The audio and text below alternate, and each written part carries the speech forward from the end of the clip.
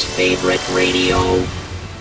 And thank you for joining us here for episode number 2 of Wyatt's Favorite Radio, the podcast, right here wherever you've caught up with us. And we thank you for joining us. Today we're going to talk about a couple of programs that were, I guess you'd have to call them propaganda broadcasts, even though the second program we're going to listen to wasn't directly propaganda, but we'll talk about that.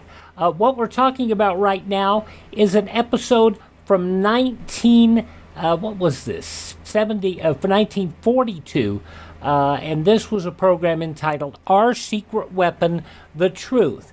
It was a CBS radio series, ran 1 year on Sunday afternoons, created to counter anti-access shortwave radio propaganda broadcast. So it was propaganda, but it was anti-propaganda propaganda. Now, the man behind Nero Wolfe, Rex Stout, was the host of the show. He was also the chairman of the Writers' War Board, the main domestic propaganda organization in the U.S. during World War II, and representative of Freedom House, an organization that conducted research and advocacy on democracy, political freedom, and human rights. And they would rebut the most entertaining lies of the week. Actually, I thought it was an afternoon broadcast, but it actually ran 7 o'clock Sunday afternoons through October, and then was moved to Friday evenings at 7:15 through its final broadcast on October 8th, 1943. And it was designed, according to series creator Sue Taylor White of Freedom House, to whip up and excite the nation to a greater war effort in industry, in buying war bonds, in every avenue toward victory.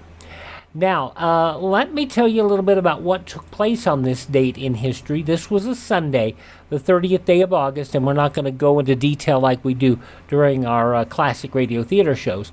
But let's see, Marines holding 6 islands in the vital Guadalcanal-Tulagi area of the southeastern Solomon Islands. Soviet Union expected to disrupt the push by Rommel in the western deserts. And it was an Allied air attack upon Germany, and German-held Europe in progress, with the bombardment assuming a pattern not unlike that of the great Luftwaffe assault on Britain just a couple of years earlier. And let's see, pushing the Germans back more than a mile on the blood-drenched northwestern approaches to Stalingrad, Soviet troops standing their ground in the face of renewed nonstop Nazi onslaughts. Those some of the news stories from the newspapers of that Sunday, August 30th, 1942, that you read in the morning. In the evening, here's what you heard on CBS. Rex Stout in Our Secret Weapon, The Truth. This goes back to August 30th, 1942. Our secret weapon. Do you know we have one, you Americans? Do you know what it is? Well, it's simply the truth. The truth is a weapon that isn't secret in our country, but it's a big secret to the people who live in Germany, Japan, and Italy.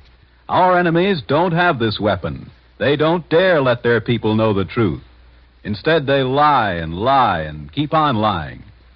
So in this program every week, we're going to expose some of these Axis lies.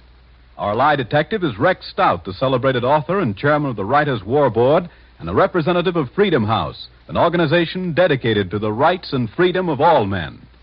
Here is Rex Stout. It should be obvious that the United States... Beat it, Tojo. I start this program, you don't.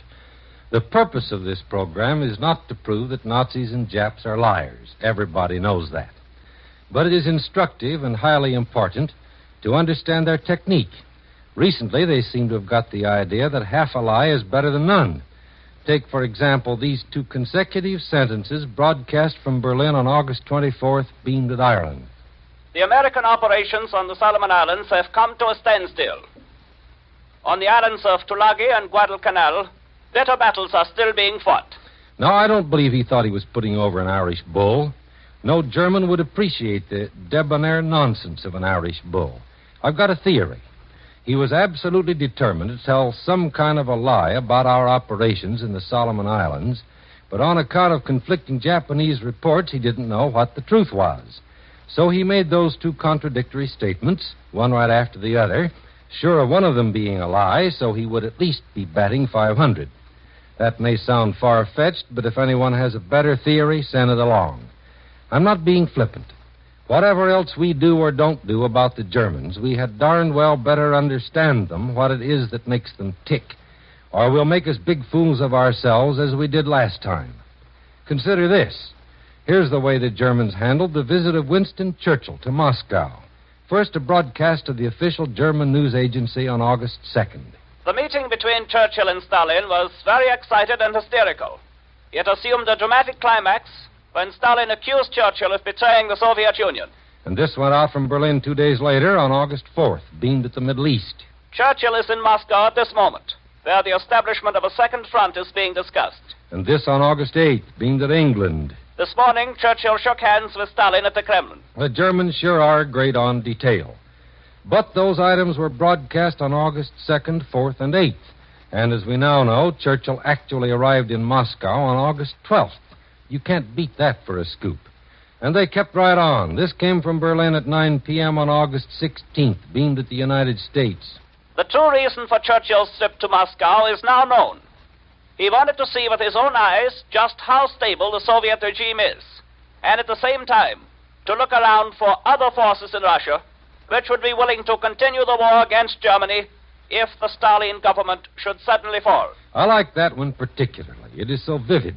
I can just see Churchill sneaking up one street of Moscow and down another, his collar turned up and his hat pulled over his eyes, looking around for the next Russian government.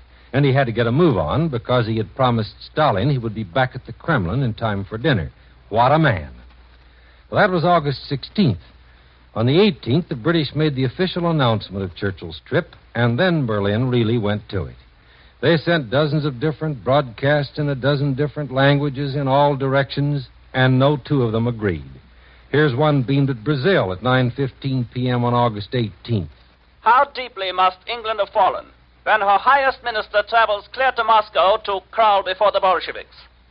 England is now in such a bad spot, there's nothing left for her to do but to make a desperate appeal to the Russians, to plead with them to sacrifice themselves in order to save England. Another on the same date at 5 p.m. The Russian partner is seriously ill, if not already dead. That is why Churchill had to hurry to Moscow to shake hands with the man he hates most. The meeting, we are told, was dramatic. Strong words echoed in the Kremlin. Stalin refused to continue the fight.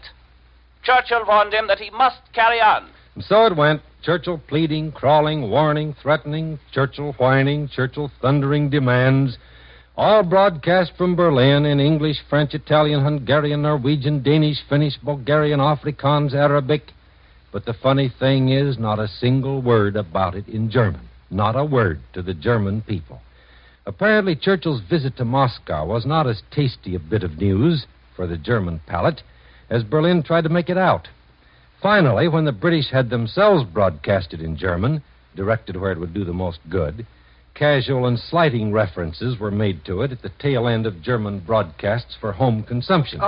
It should be obvious that the United States... Beat it, Tojo. I'm working on Germany. Or say we hear one from Italy for a change. It's all the same. This was broadcast from Rome at 5 p.m. on August 21st, beamed at England. Mr. Roosevelt has got himself and his country into such a mess that he is now compelled to turn for help to the despised and ostracized Negro population. Mr. Roosevelt is encouraging the formation of a Negro regiment, and Mr. Knox is pushing Negroes into the Navy. Now they are putting Negro pilots on warplanes wherever there is any danger. The way Americans look at it, Negroes make excellent cannon fodder, and they should be proud to die in American uniforms, because that is all they are fit for. That broadcast went on like that for 10 minutes or more, denouncing us for the way we mistreat the Negroes. Reading it, I was reminded of the time Mussolini's son came over here on a visit and told with glee what great sport it was to dive in his airplane at a crowd of Ethiopian villagers, men, women, and children, and let them have it with the machine guns. I was also reminded of a passage in Mein Kampf, the German's Holy Writ, writ by Adolf Hitler, in which Hitler said, As for the Negro, it does not dawn upon the depraved bourgeois world of America that it is a criminal absurdity to train a born half-ape until it is supposed a lawyer or doctor has been made of him. And it is a sin to let hundreds of thousands of talented men degenerate in the proletarian swamp while Hottentots and Zulus are trained for intellectual vocations. And so on and so forth. According to Hitler, we are treating the Negro with a depraved tenderness and sentimentality. According to his Roman lickspittle, we are abusing him abominably and regarding him as fit only for cannon fodder. Both of them would wonder what on earth I was talking about if I told them that one of the things we are fighting this war to preserve is our Negro problem. We're quite aware of all its difficult and ugly aspects, but we also know that in this close association of the black and white races here on our own soil, we're carrying on one of the most interesting and valuable experiments in the development of human society. There are certainly extremists among us. At one end, those who regard Negroes as subhuman beings. And at the other end, those who demand that all of the Negroes' handicaps, social, political, and economic, must be abolished by tomorrow noon. But the great majority of us, both Negro and white, accept the problem for what it is. We face it realistically. And we're determined that whatever changes time and patience and intelligence will bring shall be for the common welfare, steps forward in our march toward a better and a happier world for everybody. That's what I mean when I say that one of the things we are fighting this war to preserve is our Negro problem. It's up to us to work it out, and we're going to do it, and the first step now is to wipe the Nazis and fascists off the face of the earth. Listen to this statement by Dr. Goebbels, broadcast on August 21st. The division of the earth among people was not made by God, but depends on man alone, and can be altered at any time. All political and economic questions are merely questions of power, and not of morality. You can imagine what would happen to our Negro problem if its solution were left to Dr. Goebbels. In fact, you don't have to imagine it. Read the testimony of any report recently smuggled out of Norway or Poland or Yugoslavia. For to Germans, everyone who is not German is subhuman. And they do not merely talk like that. They act like that. It should be obvious that the United States... Oh, beat it, Tojo. Tell it to the honorable Marines on the Solomon Islands. I have some more German gems here, if I can squeeze them in. Here's one beamed from Berlin at Ireland on August 14th. The most significant of the recent developments in the United States is the re-election of the renowned member of the House of Representatives, Hamilton Fish, who received twice as many votes as all his opponents put together. He's counting his chickens before they're hatched. Mr. Fish was renominated, not re-elected. In November, he may or may not cackle. Here's another gem. On August 19th, Berlin broadcast to England. I recently came across a copy of the American Weekly Life, the front page of which proudly sported a photo of an American cavalryman standing by his horse in all the magnificence of his war kit. Well, he went on for 15 minutes, sneering not only at the cavalrymen, but at the whole darned army and its equipment. It was a terrific indictment. Our soldiers, he said, are a bunch of softies. They wear doe-skin gloves. They chew gum. They insist on eating 3 times a day. They manicure their nails. Their planes and tanks and guns are a joke. If they ever come face to face with a hard-bitten German soldier, they'll drop everything and run. Then he came to his climax. But whatever sense of admiration could have been aroused in our envious breasts by the picture of the American cavalryman, it was unfortunately qualified by the fact that the hand held the reins of a bit, and one branch of the bit was noticeably bent. Now, wouldn't it have been better for the trooper to be gloveless, and that his lily-white hand should run all the risks of exposure, but that the bit should be of stronger quality? No comments are needed, but I'll make 3. First, don't look at recent copies of Life magazine for it. It was back in April 1941. Second, not the branch of the bit, the shank. Third, the shank was not bent at all. It was merely made with the regulation curve of all cavalry bits. There, I nailed that dastardly lie. Here's another remark about our army. More of it. Coming from Berlin on August 17th, beamed at us. And now that it is becoming fashionable in America to disgrace the military uniform by recruiting soldiers from among the jailbirds, the logical step seems to be first to make Al Capone chief of the General Staff of the United States Army, and then to place him in command of all the armed forces of the United Nations. Our soldiers seem to be a bunch of softies and a gang of jailbirds at the same time. Quite a trick. Still more about our Army, beamed at us the same day, August 17th, an hour earlier than the one you just heard. The English people are relying on Americans to set up that second front in Europe. I can't see any purpose in American soldiers loafing about their camps and wanting to be entertained in English homes and dashing around chasing English girls. One has to think of the English fathers and mothers who are worried about their daughters' virtue.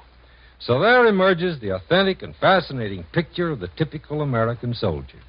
A jailbird panty waist with doe-skin gloves on his lily-white manicured hands, chewing an enormous wad of gum, pursuing English girls all over the countryside. When he catches one, I suppose he puts a bridle on her with a bent bit.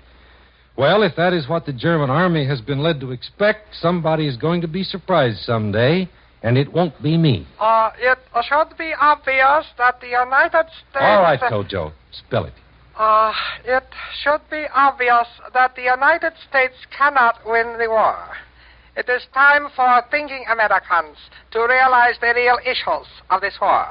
Japan is sitting on top of the world, controlling the seas from the Aleutians to the Indian Ocean. She controls half the natural wealth of the world, and it is being developed and utilized to strengthen Japan.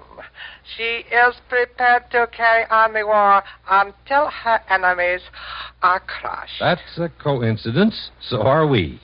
Sorry, Tojo. Honorable time is up. You have just heard Rex Stout, chairman of the Writers' War Board, bringing you another in a series of programs we call Our Secret Weapon, the Truth. It is armor for defense and bullets for attack. Each week at this same time, Mr. Stout will expose more of the lies put out by our enemies who hope to bewilder and confuse us as they have the people of little nations they think they've conquered. A copy of tonight's script plus supplementary material will be mailed to everyone who sends a self-addressed stamped envelope to Freedom House, New York, or to the station to which you are listening. And at this same time next week, Columbia brings you another in this new series of programs, Our Secret Weapon. This program was produced by Paul White and directed by John Dietz. This is the Columbia Broadcasting System. I have to tell you that this is a program that used a lot of humor to rebut what was being sent out from Japan and Germany in wartime. August 30th, 1942, Our Secret Weapon, the Truth, from CBS Radio. One of the songs that was being popularly distributed on that day was a little ditty by Don Baker called There Be a Little Smokie in Tokio.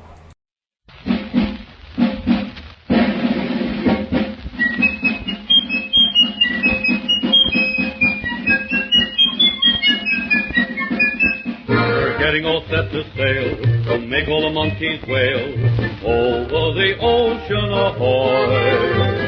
The sooner we start to do, the sooner the job is through. Over the ocean ahoy. There'll be a little Smokie in Tokio. Hooray, hooray, hooray. And you can bet it will not be from Tokyo. Hooray, hooray, hooray. This Sukiyaki boy will throw away his toy, and Uncle Sam will frown. When Yankee Doodle go to town, there'll be a little Smokie in Tokyo. Hooray, hooray, hooray.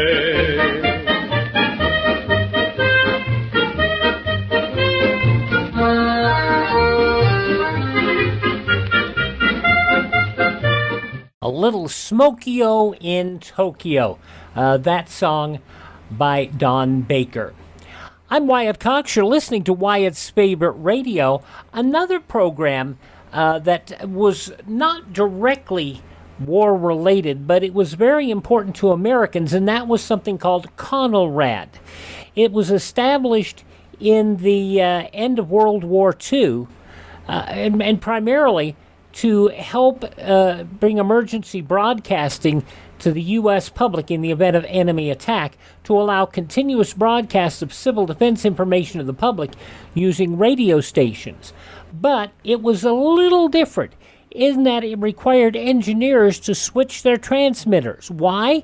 Because at that point in time, they were using radio location to find their way into the United States. And this article, or this broadcast explains it. It's called No Second Chance, a radio dramatization about Conelrad. And I think this will explain it better than I possibly could. In cooperation with the civil defense authorities in this area, we present No Second Chance.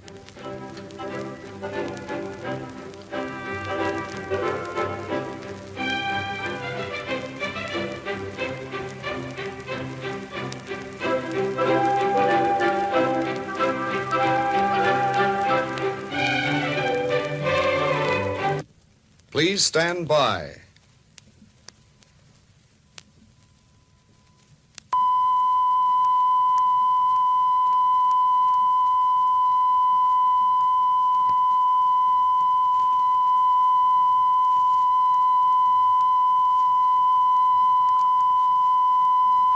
Program interruption during the preceding 30 seconds was a Conelrad radio alert test. Conelrad?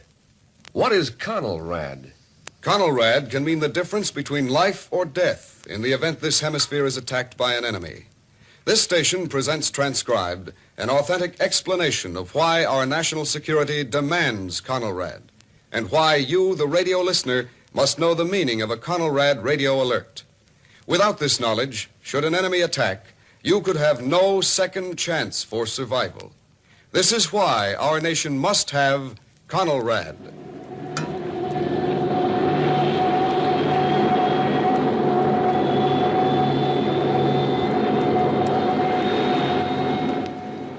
You are listening to one of several jet bombers miles in the air.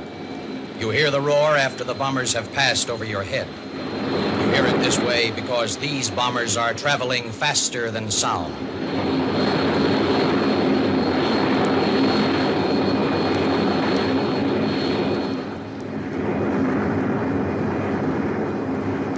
Now, you are inside one of the jet bombers.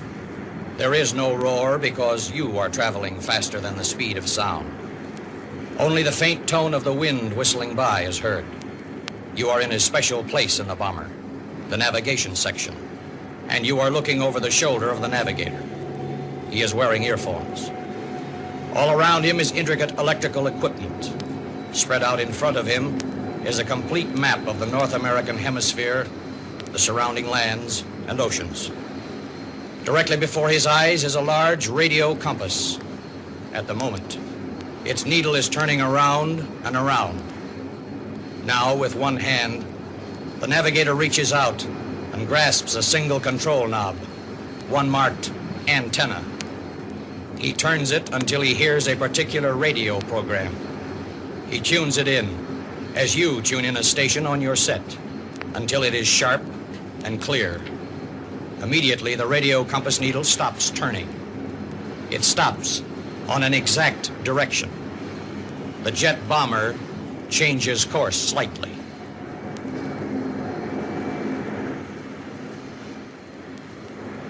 Now, though hundreds of miles away, the plane is pointed right toward that station. It is homing in on the powerful signal of that radio station. From his logbook, the navigator knows the exact land location of the station.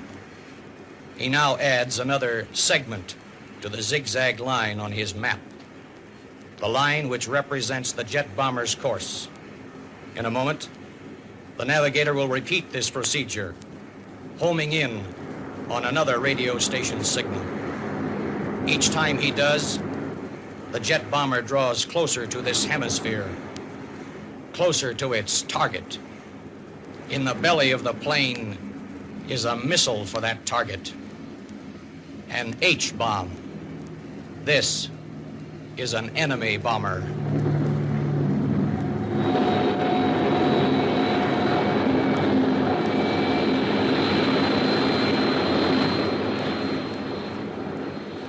Now, for the purpose of our demonstration, you are on Earth, somewhere on this hemisphere at an isolated listening post. Sensitive radar ears have picked up the jet bombers. The radar operator can identify them only as aircraft. Immediately, he calls filter center. Unidentified aircraft approaching from 280 degrees at 35,000 feet. Repeat, unidentified aircraft approaching from 280 degrees at 35,000 feet. At the filter center, the course of the unidentified aircraft is minutely plotted. At the same time, this warning is relayed to Air Defense Command and to the nearest interceptor air base. Scramble 1, Angels at 35,280 degrees. At the interceptor base, the message is repeated for accuracy. Scramble 1, Angels at 35,280 degrees. Even as he is talking, the operator is reaching for the field telephone, a direct line to the pilot's quarters over the jet hangars. At the hangar, an airman answers the telephone, listens. Then he repeats into the public address system. Scramble 1, Angels at 35,280 degrees. Moments later, there is the sound of jet interceptors whining into life. At the same time, the hangar doors yawn open. A ribbon runway stretches out in front. The pilot climbs up into the cockpit. Then the jet bursts into life. It rockets down the runway, thrusts itself into the sky. Then another follows. A scant 2 minutes have elapsed from the receipt of the alert until the time the jets are airborne, streaking toward the oncoming unidentified aircraft. Meanwhile, at their home bases and at every interceptor base in the immediate area, the alert has been sounded. Other pilots and planes stand at the ready, waiting. Minutes later, the interceptors approach the unidentified aircraft. Their commander's voice calls back. I count 6 bomber type. No identification as yet. Closing in. This warning is immediately relayed to Air Defense Command. An officer picks up a special telephone. Instantly, he is in contact with all other Air Defense Command posts and civil defense authorities. He speaks into this private line a single code word, one which changes regularly, and which indicates a yellow alert for unidentified aircraft. For our demonstration, the word is... Molasses. Roger Baker, repeat. Molasses. Roger Baker. On the other end of the line, Air and Civil Defense repeat the code word and give their initials. At this same time, certain radio stations also receive this code word. Meanwhile, to the northwest, miles in the sky,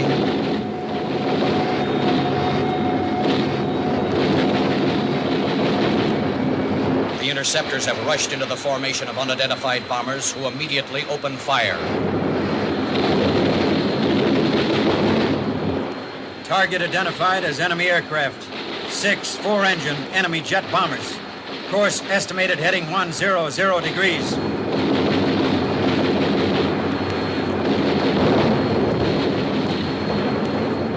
The squadron commander calls his base, giving positive identification, number of planes, and estimated course. This information is flashed to Air Defense Command. Over its private line, ADC passes along another code word. For our demonstration purposes, that word is... Iceberg. Roger Baker. Repeat. Iceberg. Roger Baker. Iceberg, in our case, means a red alert. To you, Mr. and Mrs. Radio listener, this is the operation you must know. It can save your life in the event of an enemy attack. Listen now.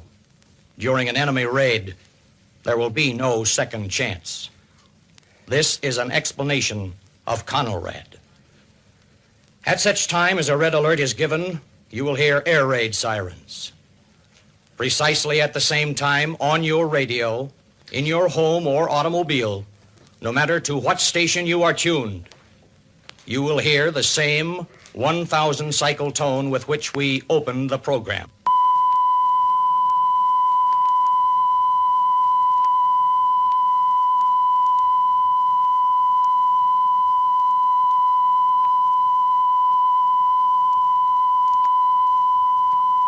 That tone will continue for exactly that long, 15 seconds. Then your announcer will say, We interrupt our normal program to cooperate with security and civil defense measures as requested by the United States government. When you, the listener, hear that beginning paragraph, pay close attention. The announcer will continue by telling you that this is a Conelrad radio alert, adding that normal broadcasting will be discontinued. The announcer will then state where you can receive the only authentic information. In our demonstration, here is what he will say. Civil defense information will be broadcast in most areas at 640 and 1240 kilocycles on your regular radio receiver. Your radio announcer will then repeat the above information. He will conclude by telling you that 640 and 1240 kilocycles on your radio are the only two places where you can receive official civil defense programs.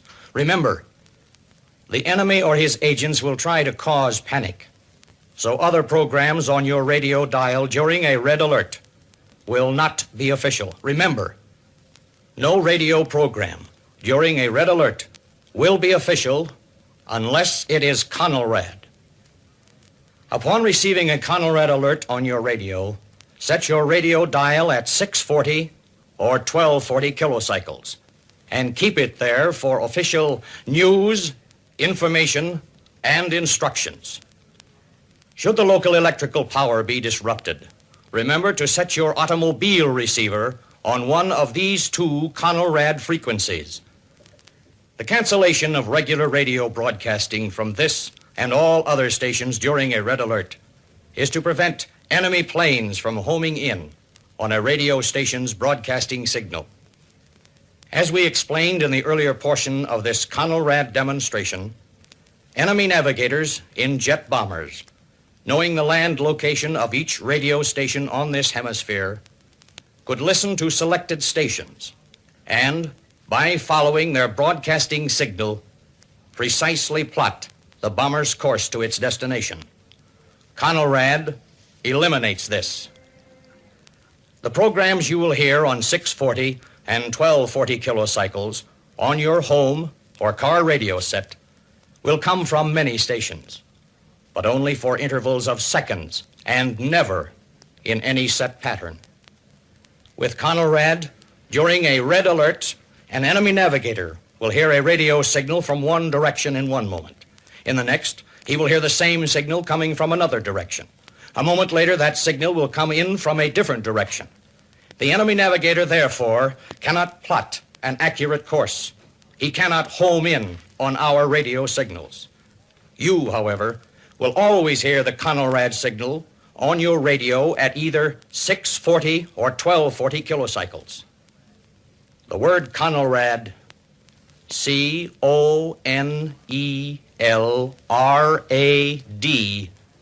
is vitally important to you.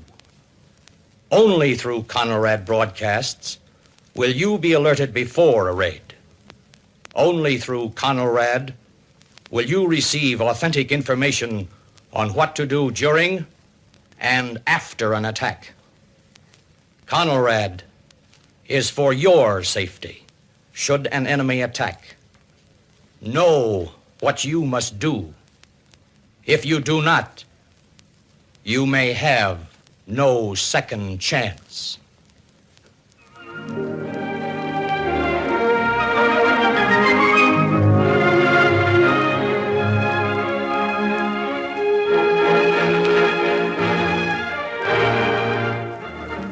Please stand by.